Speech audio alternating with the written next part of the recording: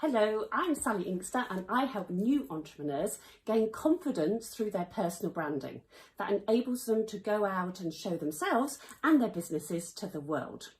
I've been reading for the last few days a book by Jeff Olson called The Slight Edge. And what I've been doing, I've been taking a couple of chapters a day and just telling you what it's talking about during those chapters. So this is chapter 3 and 4 and I hope you gain something from it. So when the book is all about making the right choice consistently every single day. And when we are faced with a choice between myself, crisps and grapes, it's choosing the grapes over the crisp. And how do we do that every day? Well, most people think it's all about willpower, but this book tells us no, it's not about willpower. It's forming habits over a period of time, and it can be a long time. And what happens in that time is it doesn't make any difference at all, seemingly, but all of a sudden it does.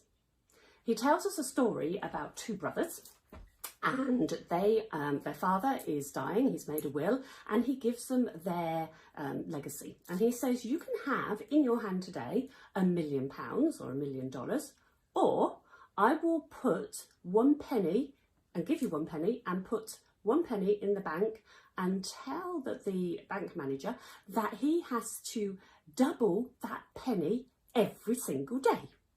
Now, one brother took the $1 million and the other brother said, oh, I'll just have the penny, please. You can tell what happens, can't you? Compound interest. The penny, the second day it was 2 pence, third day it was 4 pence, 8, 16, 32, onwards and onwards. And if you look at compound interest, what happens is that in about day 30, he had £5.5 million, and that would just keep doubling and doubling and doubling. Of course, the brother who took the £1 million had just taken instant gratification, which is what we do in this world a little bit. I talked about likes and shares, etc. But also we try and get fit very quickly and we take drugs to help us. We want to win the lottery. We perhaps, rob a bank to get instant gratification of things at the time. But that's not how it works. We have to put in the same little habits for a long, long time until we suddenly see a change. If I get you to imagine old-fashioned balancing scales, now let's say up till today you've made a lot of wrong choices, okay, and so your scales are a bit like this, the wrong choices and the right choices.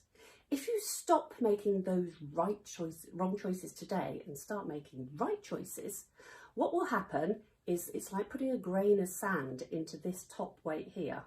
Not a lot to begin with. Drip, drip, drip, drip, not a lot. Drip, drip, drip, drip, not a lot. And then all of a sudden the scales go, and then they weigh out. And that is what happens with success. That is how success happens. Now, we need to do those habits daily and make the right choices.